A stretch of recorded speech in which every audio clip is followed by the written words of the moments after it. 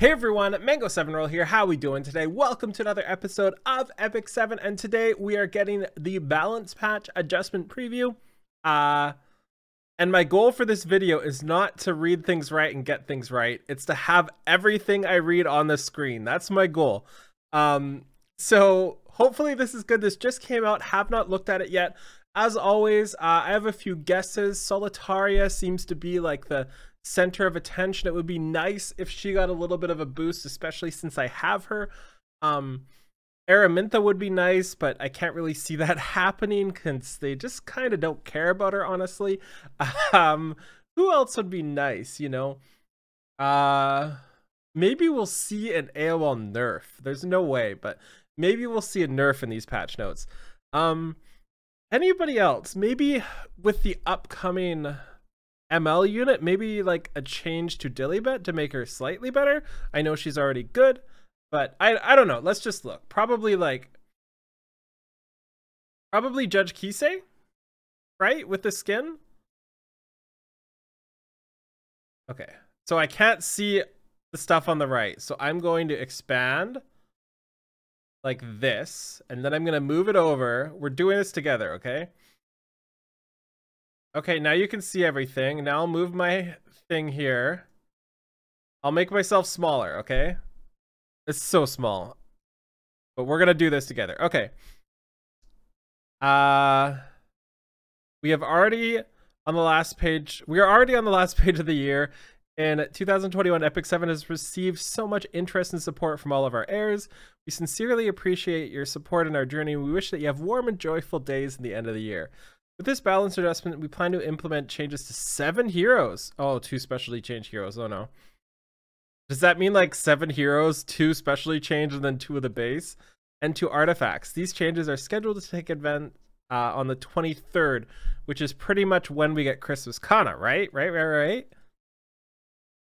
So 5-star Moonlight, Archdemon, Shadow, and Judge KISE. Okay. It's a little... I don't have Archdemon Shadow. I would love to have her. I also see Melissa coming out the bat there. Like I said, every fire unit but Era. Chlorina is kind of an interesting choice.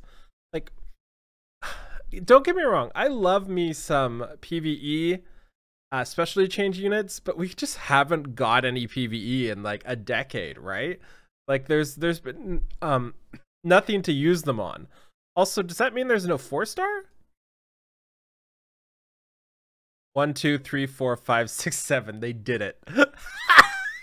That's exactly what I said they would do. 7 heroes, but no, just kidding. Actually, only 5. That's a little unfortunate. No 4-stars, really? Nothing?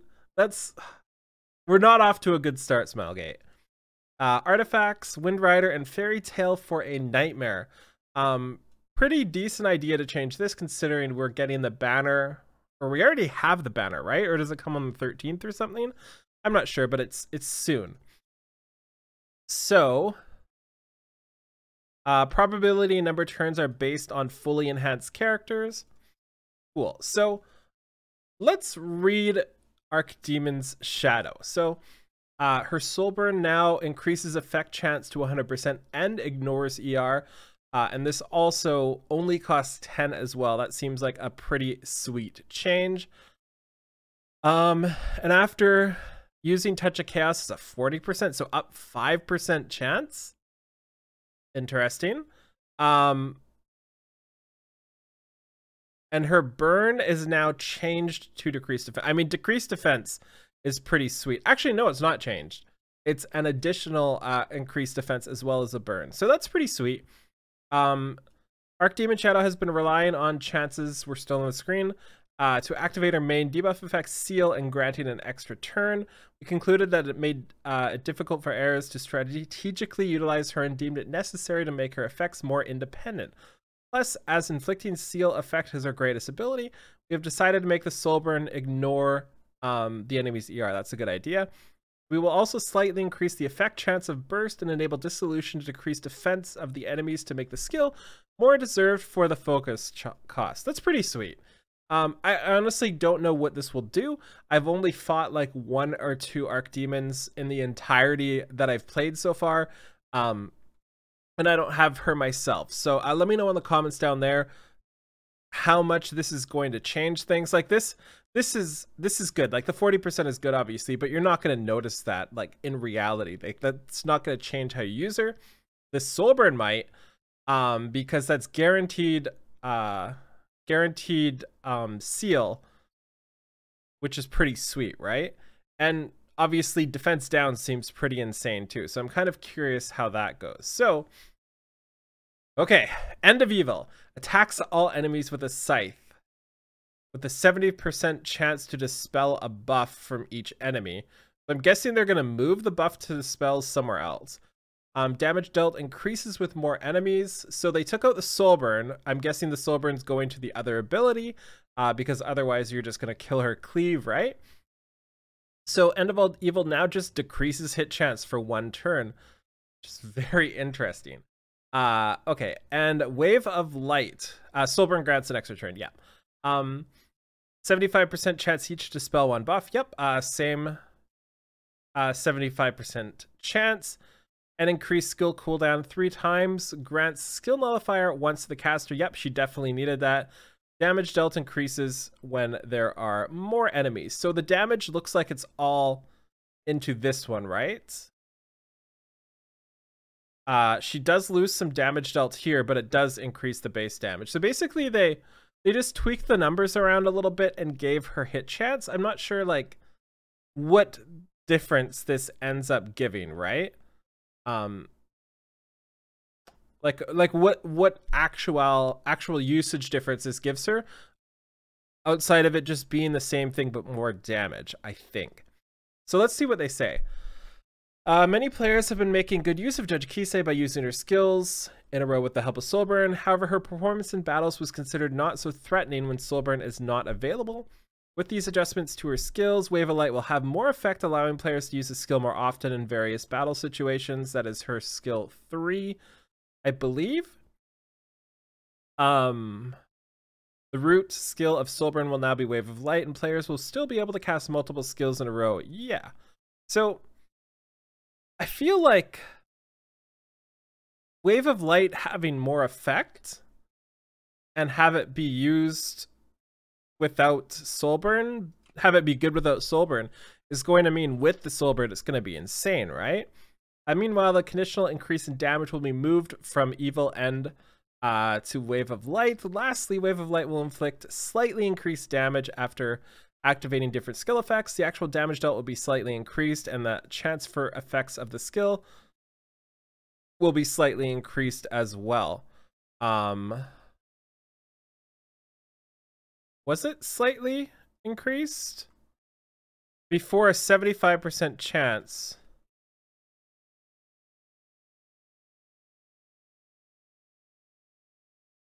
Um, 85. 75% chance. Didn't they say this is after skill ups and stuff like that? I'm confused. I'm confused because they say it's having an increased chance, but it says 75 here. Although before awakening, it's 80%. Huh. I'm not sure. I'm sure I'm just reading it incorrectly. I know there's skill ups here for another 20% chance, which would turn the 80% chance into a 100% chance, but then it goes to 75. I don't understand, but chance goes up basically. With these adjustments, we hope to see our players using Wave of Light alone without Soulburn, and use Wave of Light and End of Evil coupled with Soulburn to inflict a great amount of damage at once. Like, let's be real here. This isn't going to make you not use Soulburn, right? Like, that's not going to help too much. That said, maybe she can be a debuffer of sorts now, right? Because she protects herself. She decreases hit chance only 1 turn, but she does decrease hit chance. She does have really high base speed as well. Interesting. Now Melissa here. So Melissa before does attacks by unleashing their inner rage before granting immortality. Okay, and immunity. That definitely helps. There was not much worse than granting yourself immortality and getting like decreased hit chance or unable to heal or basically dispel or anything, right? Cool. And Blood Bloom here dispels all buff from the enemy before attacking by releasing their pent-up aggression. Grants an extra turn to the caster, cursing for 2 turns regardless of whether the attack hits. I mean, that's pretty cool. But that's not really a big change, right? Okay, these balance patches have been really weird lately, you know? Like, they've been a little lackey, like, to not even get a 4-star. The Melissa change is pretty sweet. Obviously, given her immunity, and this helps her hit stuff that... Violet. It helps versus Violet, right? Like, they're tuning her to be better suited for units like Violet and help protect herself from stuff like counterattack, decrease hit chance, and all sorts of shenanigans like that. Makes sense for sure. Now, Chlorina, damage dealt in proportionate to the target's max HP, so basically giving her a Joker, right? Also, increased defense by more and reduction of spiral breakthrough by 15. Basically just making her straight up better for PvE. So this is obviously a good change, but I feel like, when was the last time y'all used Chlorina? Maybe some people use her for expeditions or something like that right now, but I haven't really used Chlorina in like a year, it feels like. Maybe that'll change. And as for Wanda, okay, so what are they doing to Wanda here? So first off, weak point, let's go with the all-arounder.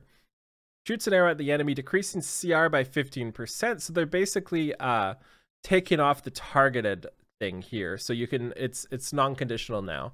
And one shot, one kill, attacks the enemy by exploding a flare with a 100% chance to stun and decrease speed for 2 turns. So it's taking off the unhealable, right? 100% chance to stun for 2 turns.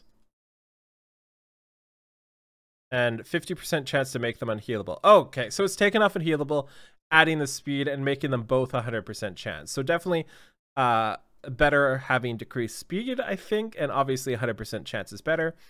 Increase hit chance of weak point by 70%. Yep, so again, another Violet counter. And speed rune has a 100% chance to grant stealth for 1 turn at the start of the battle. Okay, that's pretty sweet. That's pretty sweet. That's way better than a 15% chance to increase speed at the end of the turn, right? And Wedge Rune, when using one shot, one kill, has a 100% chance to decrease buff durations on the target by 1 turn before the effect. Okay, that's pretty sweet. Weak point will now decrease combat readiness of the target regardless of their status. All-arounder Wanda's skills will be adjusted to enhance her defensive abilities to make the hero excel at overwhelming single enemies. We'll have to see about that.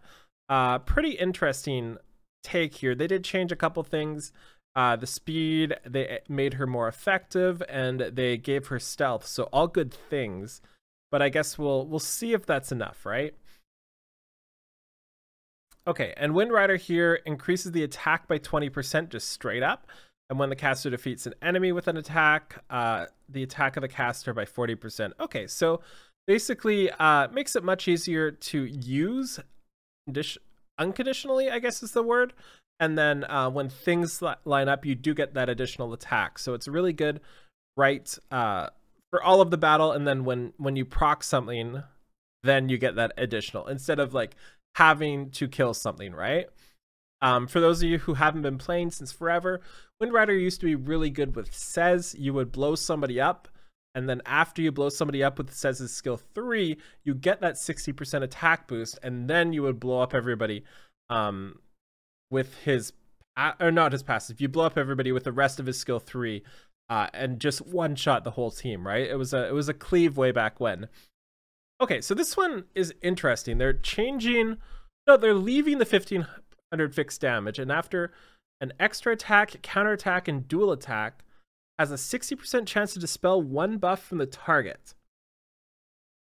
Okay. So if the caster attacks when it's not their turn, is there any extra attack, counterattack, dual attack? Is there any difference between that wording? Like it's worded different, but is... is that any different from what it is? I don't think so. So basically just a 60% chance to dispel a buff on top of it. So what do they say here? Fairy Tale of Nightmare had a condition to activate its effect. With these adjustments, the artifact will be more likely to play a part in battles, as its effect will be activated more often with the additional effect that dispels a random debuff when it's not their turn. Can somebody clarify this to me in the comments down there? Because it says when the caster attacks when it's not their turn, and after an extra attack, which I assume happens when it's not their turn. Maybe I'm thinking of different units that might get an extra attack, like Luluka, for example. So that gives people like Luluka an extra chance. Because counterattack is not their turn. Dual attack is not their turn. Extra attack, F10 doesn't get anything for that. So something like Araminta, right? ML Araminta, of course. Skill 1 into her skill 2 would be the extra attack. Okay, so that makes sense. So, and also the Dispel, which is obviously the key part here, but it's only 60%. I guess they couldn't make it 100. That would be too insane. So these are the proposed balance changes and improvements that are scheduled for the update. Many players have expressed various opinions regarding the performance balance among heroes and artifacts. We appreciate every opinion you have shared. Blah, blah, blah. We also are continuously monitoring and reviewing each hero and artifact, mentioning your suggestions. However, a series of processes such as collecting and verifying data, planning, and balance tests have to be done, and we are investing enough time for the chain of the process in order to release the final balance patch and establish a more stable gaming community environment. All opinions and suggestions you share in the community are a great help to E7. We always anticipate hearing more from all of our players. Interesting. Can we get a recall for KISE? Sad face. No Solitaria buff, but it's pretty good nonetheless. I played Wanda a lot to handle all the violence. Let me tell you, she didn't need to decrease speed on her skill 3. You need to decrease buff duration because everybody has immunity. Interesting. This buff is a joke, right? My waifu Chlorina buff is insane. Yeah, it is an amazing. Don't get me wrong. I downplayed this a little bit. That seems like a pretty bonkers change for Chlorina. Yeah, it is a pretty bonkers change. We haven't really gotten much to use her in now, but I guess there's always new players, always people that want to use her. She needs to do more damage instead of immunity. Should have gotten, yeah, there's a lot of problems with this balance patch, I feel. But there's some good things to look at too. So let me know in the comments below what you think about all of this. Just a really quick take from me. I wish I could say more about Archdemon Shadow, but I imagine that burn that ignores ER seems pretty nuts, and getting that defense break seems pretty nuts as well. The Judge KISE change, I mean, does that do much depending on the damage change? Because all you're doing with Judge KISE, like, yeah, you have skill nullifier now, but that doesn't help. I mean, I guess it helps her cleave more, but does that help her cleave more or enough over other units? I am definitely interested to try her as a non-cleaver, though, to see how that works, because I really like the fast style with her with debuffs and stuff. The Melissa, I don't see that really getting me to use her more, even though I have a plus 15 Melissa. She's always just kind of failed me, you know, but I will try her out, of course. Chlorina seems great for new players, and I don't think the Wanda change is going to do enough to have her be used. So a little disappointed. We only really got 1, 2, 3, 4, 5 changes here. Fairy Tale for a Nightmare seems like a pretty busted artifact now. And Wind Rider seems like another good alternative if you just want some attack boost, maybe somebody that gets an extra turn when they kill. So yeah, that's it. Thank you so much for watching. Feel free to like, comment, subscribe as always, and I'll talk to you later. Bye, everybody.